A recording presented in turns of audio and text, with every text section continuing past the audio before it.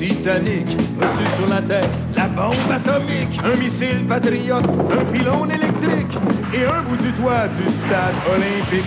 J'ai voté PQ, PLQPC, pis y est jamais rien arrivé.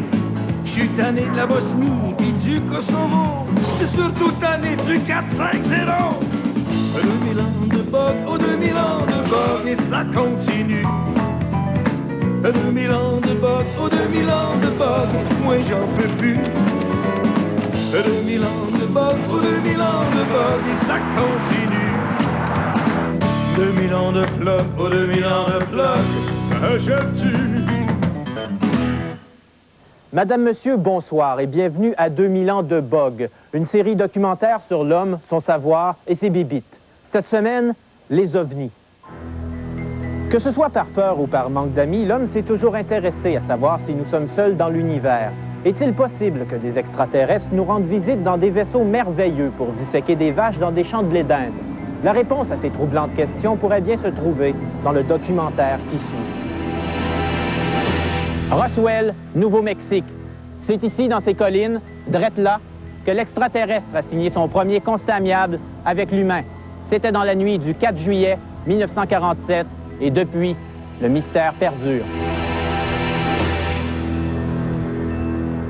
Pourtant, Roswell n'avait rien demandé. En 1947, cette petite ville perdue dans le désert du Nouveau-Mexique ne demandait qu'à vivre paisiblement sa platitude. Comme attraction touristique, Roswell se contentait très bien de posséder seulement la plus grosse usine américaine de mozzarella préfabriquée et d'être le lieu de naissance de Demi Moore. Rien pantoute donc ne préparait les Roswelliens au fantastique bouleversement causé par l'écrasement d'une soucoupe volante le 4 juillet 1947.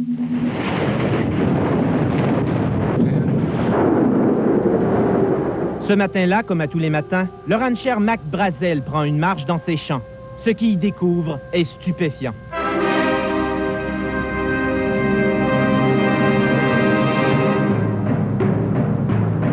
Mac Brazel découvre en plein milieu de son ranch un champ de débris semblant provenir d'une soucoupe volante ou d'un avion de la TWA.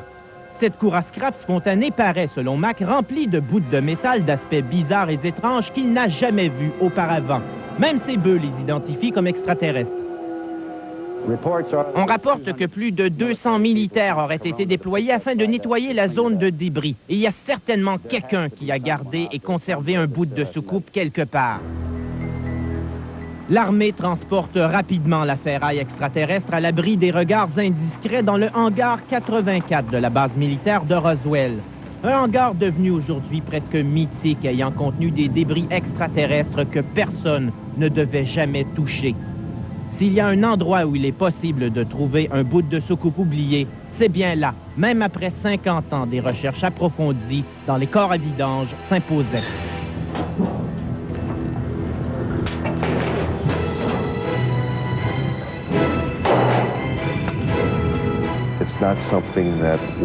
Comprenons-nous bien, ce n'est pas quelque chose qui est parti ailleurs. Les bouts de soucoupe sont encore ici, dans les mains du gouvernement américain.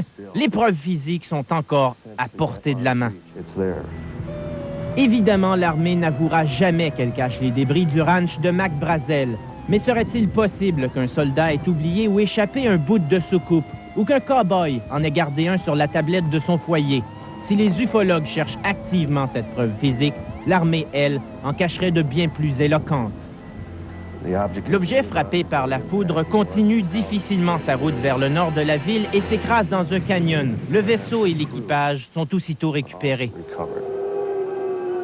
La soucoupe, blessée par l'éclair, s'écrase avec son équipage dans le désert à quelques 50 km du ranch de Mac Brazel. Les restes de la soucoupe ainsi que des corps sont récupérés par l'armée. Selon des témoins, un extraterrestre aurait même survécu quelque temps à l'écrasement grâce à sa ceinture de sécurité. Les corps seront par la suite ramenés à la base militaire de Roswell, puis autopsiés par des experts militaires.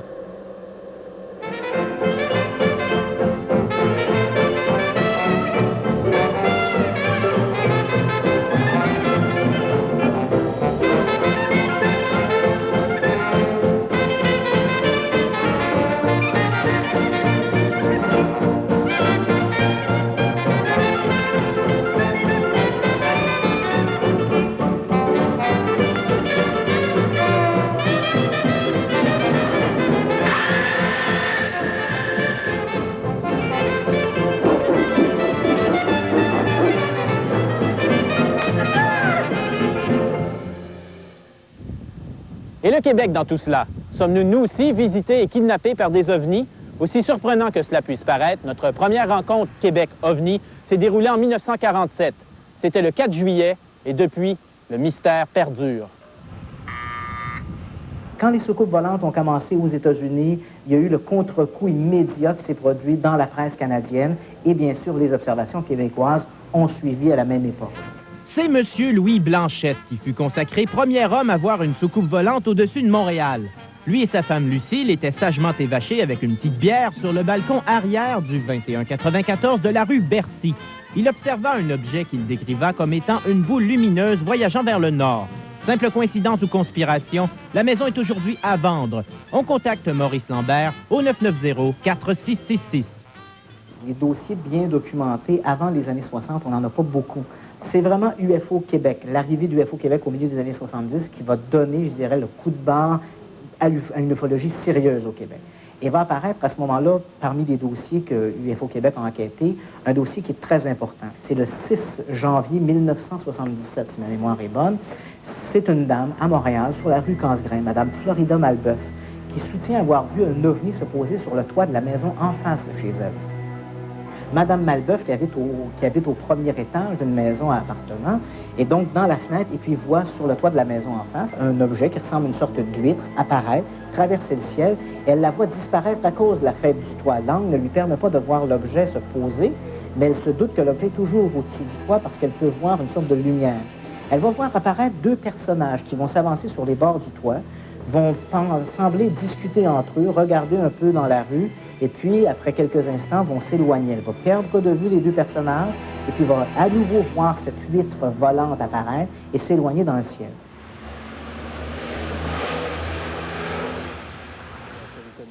En 1978, Alain Labelle était animateur à la station de radio CKAC. Dans la nuit du 10 juin, sans le savoir, lui et sa voix de tuyau d'orgue ont provoqué une réponse des extraterrestres. Je prends le texte à 4 heures du matin, tel que prévu, en y mettant la musique thème du film Rencontre du troisième type.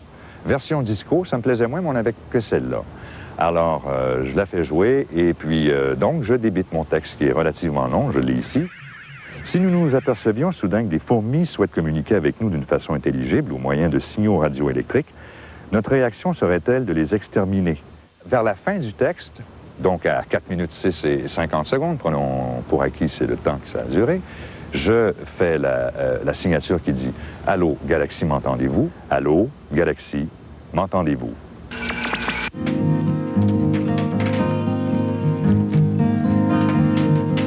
Et on tombe en panne. Et quand je dis panne, c'est seulement l'étage où nous sommes assez cassés. La station cesse d'émettre, plus de téléphone, plus d'électricité. On regarde par la fenêtre qu'est-ce qui se passe et on se rend compte qu'il y a du courant, qu'il y a de l'électricité sur Sainte-Catherine. À l'époque, c'est sur Metcalfe-Sainte-Catherine. Et tout d'un coup, on voit en bas donc des jeunes qui regardent au-dessus du building. Au moment où la panne allait se terminer, à 7h06, parce que c'est très précis, j'étais en compagnie de Pierre Bruno, qui à l'époque faisait le week-end comme animateur. Je dis à Pierre, je ressens qu'on va y revenir en ondes. À 7h07, on y revient carrément. Pouf! Tout est là. Ah, puis il y a autre chose importante à ajouter, c'est qu'on a écouté les rubans témoins, mais il n'y a rien qu'on y entend. On n'y entend rien. C'est un son de...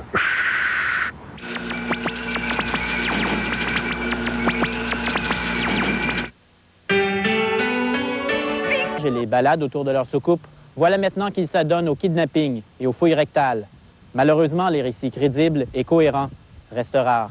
Il faudra vraiment attendre, là, je dirais, le témoignage d'un certain Monsieur X qui va être documenté par François Bourbeau au début des années 80, qui va s'appeler Contact 158. Cet homme que l'on appelle Monsieur X, parce que c'est un Montréalais très connu, et à l'époque, rappelez-vous, en 79, il ne voulait pas non plus être la risée de tout le monde et de ses collègues de travail, entre autres, a eu, appelons ça une chance, mais je dirais plutôt qu'il a été victime. Au moment de revenir de la chute, à 3 heures du matin, je m'en rappellerai toujours, dans la nuit du 24 au 25 novembre 79, au volant de son véhicule sur la route 158 en direction de Saint-Jérôme à l'époque. Il a été effectivement approché par un ovni, aspiré par lui, et soudainement, il s'est retrouvé à l'intérieur de l'objet, assis au volant de son véhicule, qui ne fonctionnait plus. Et on l'a forcé à descendre du véhicule, à prendre un escalier, à s'allonger sur une table d'intervention chirurgicale, complètement nu. On lui a installé ce qu'il appelait à l'époque des sondes, parce qu'on a su cette information sous hypnose, une 13aine de sondes sur son corps. Et il entendait des bits-bits, des sons électroniques comme un ordinateur qui quantifiait toutes sortes de données au niveau de sa biologie. Et il a demandé de garder une preuve de cette visite. Alors, une espèce d'appui-livre qu'il a trouvé à l'intérieur de l'engin. Il a essayé de le prendre. Il a dit que c'est impossible de sortir quoi que ce soit de là, parce que comme des systèmes électroniques qui enclenchent des sirènes et qui, automatiquement, les êtres savent qu'on a pris quelque chose leur appartenant. On ne peut pas sortir ça de l'engin. Et quand il a visité le SPASTA, ça s'appelait comme ça, le centre de contrôle central au sein de l'objet, il a vu toute une série de poignées alignées, 7, je crois, et une à droite qui était seule. Et il a dit que les 7 peuvent être actionnés individuellement, et ça provoque toutes sortes de choses à l'intérieur de l'objet, mais la 8e, à droite qui est seule, lorsqu'on l'actionne, elle fait bouger les 7 en même temps. Et lui, au moment où personne jetait un regard sur lui, il a pris la poignée, il l'a abaissé. Ça a fait comme un... Et là, voyant qu'il venait de faire une gaffe, il le remet en position initiale, puis fait voir qu'il n'avait rien fait, finalement. Le penchant des extraterrestres pour la sexualité est aujourd'hui bien connu, mais toujours terrifiant. Les enfants de Denise Labre, une résidente de Sainte-Dorothée, en ont fait la douloureuse expérience en 1982. Donc ça ici, c'était un champ au grand complet. Au grand complet. Et qu'est-ce qui s'est passé exactement? Michel et Stéphane avaient monté la tente pour coucher à l'extérieur ce soir-là. C'était beau, c'était calme, c'était une belle nuit. Là, on commence à regarder au fond dans le champ. Il dit, regarde, Denise, il dit, il y a quelque chose de pas correct. Il dit, une lumière est blanche en plein milieu. Puis là, la lumière, plus ça allait, plus ça grossissait. Plus la lumière, elle grossissait. Fait que là, il dit, c'est une soucoupe, c'est une soucoupe. J'ai dit, mais non, c'est pas ça, attends. Effectivement, là, plus ça avançait, plus ça venait immense, ça grossissait, là. Mais c'était de toute beauté, par exemple. C'était quelle grosseur? La circonférence, là, parce que c'est une sphère, c'est complètement rond. La pleine lune, à sa pleine capacité, là, de la lune, là, c'était rond comme ça, mais immense. Puis en plein centre de la sphère, il y avait une bordure assez large, dont il y avait des lumières qui tournaient. Rouge, bleu, vert, jaune, rouge, bleu, vert, jaune. Puis il y avait juste ça qui tournait. Avoir eu une caméra, là, un appareil photo, j'aurais eu le temps de prendre 72 poses. Fait que là, ils sont venus chercher des lampes de poche, des lampes de plongée. Ils sont mis à baliser le champ, puis à aller voir. Puis c'est là qu'il y aurait eu la rencontre.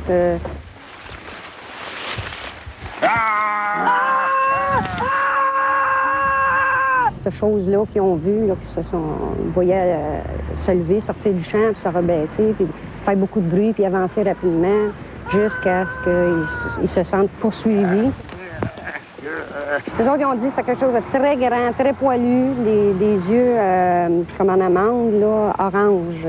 Ils ne pouvaient pas décrire s'il y avait un nez, une bouche ou quoi que ce soit, mais très poilu, des grands bras, des grandes jambes. Ça bougeait beaucoup, vite. Après, ils ont ressenti une grosse douleur au bas-ventre. Beaucoup, là, très fort. Dans les parties génitales? Dans les parties, c'est ça. Là, ça arrive en criant, là, en courant. Puis là, ça l'asseyait la porte. Là, la porte était comme barrée, mais elle l'était pas, là. Là, je leur ai dit, écoutez, là, défaites votre pantalon, défaites votre jeans, là. Bon, nous, c'est vous, c'est peut-être juste les nerfs, c'est peut-être juste ça, là. Le fait d'avoir couru, se sentir pourchassé. Puis le genre d'humanoïde, là, était du type végétarien. Okay. Bon, alors, c'est ce qu'on s'était fait dire, il était du type végétarien, donc il n'y avait aucun danger, en réalité, d'être attaqué sur quelque forme que ce soit, là. Certains ont avancé que ça pourrait être un orignal que vos enfants ont vu. Est-ce que vos enfants sont d'accord avec cette explication-là? Non, pas du tout. Moi non plus, d'ailleurs. Pourquoi? À 2 heures du matin, un orignal, là, il y a des limites. 2000 ans de drogue, 2000 ans de drogue, il t'en reste-tu? Qui a dit qu'on ne faisait plus d'enfants au Québec? On trouvait